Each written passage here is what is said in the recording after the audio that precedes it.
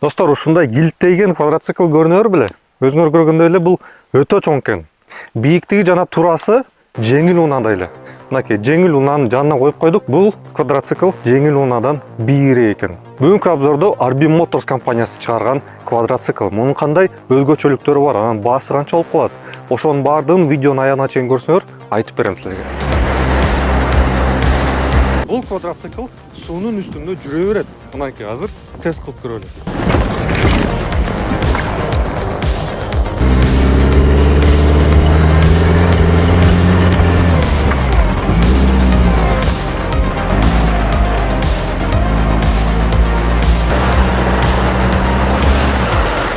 Ушул килттейген квадроциклды түртүш үчүн инженерлер бул жака жеңил унаанын кыймылдаткычын орнотуп коюшту.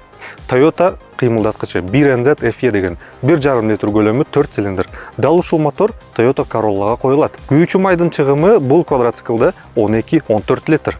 Анан негизи бул кыймылдаткыч өзүнүн ишенимдүүлүгү жана үнөмдүүлүгү менен көп жылдан бери таанымал болуп келди. Ошондуктан инженерлер дал ушул кыймылдаткычты бул квадроциклга койгону чечим кабыл алышты. Дөңгөлөктөргө айлантма учурду Aisin фирмасындагы жүрүк отурмосу жеткирет. Өзү отурган жүрүк отурмосу 4 баскычтуу.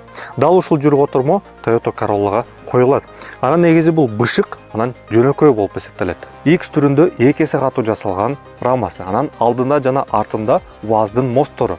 Кошумча акчага бул жака күчөтүлгөн полгойсту жана күчөтүлгөн блокировканы орнотуп койсоңор болот. Дөңгөлөктөрү болсо ушундай атайын бедлоктор менен жасалган. Демек, дөңгөлөктөрдүн желин мисалы төмөнкү басымга түшүрсөңөр, дөңгөлөк дисктен чыгып кетпейт.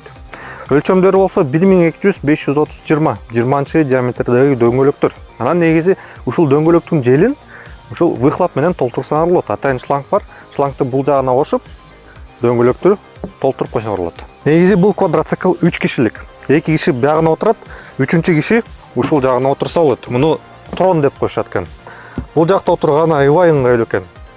Анан бул жагында ушундай атайын ящик бар. Бул жака мисалы мергенчи болсоңор, мылтыкты корпустан баткызып кетсеңер болот.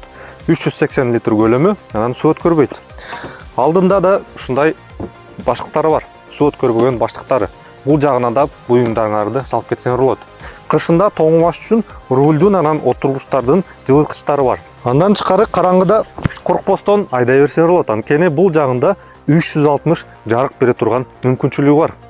Бул жагында фаралары, LED фаралары, бул жагында фарасы, анан артында да фарасы бар экен.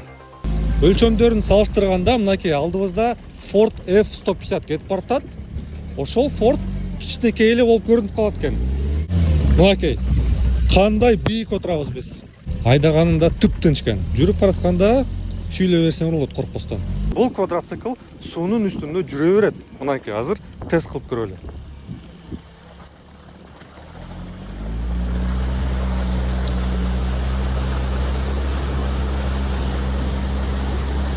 Мунун бурулушу өтө жеңил экен. Анткени бурулуш системасында кадимкидей гидроцилиндрлер.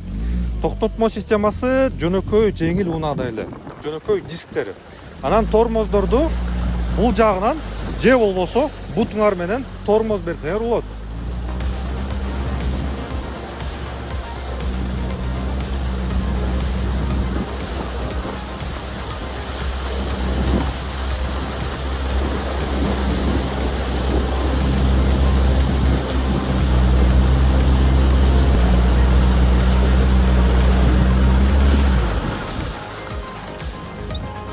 Муну айдап баратканда бул квадроцикл силерге өзгөчө сезимдерди берет экен.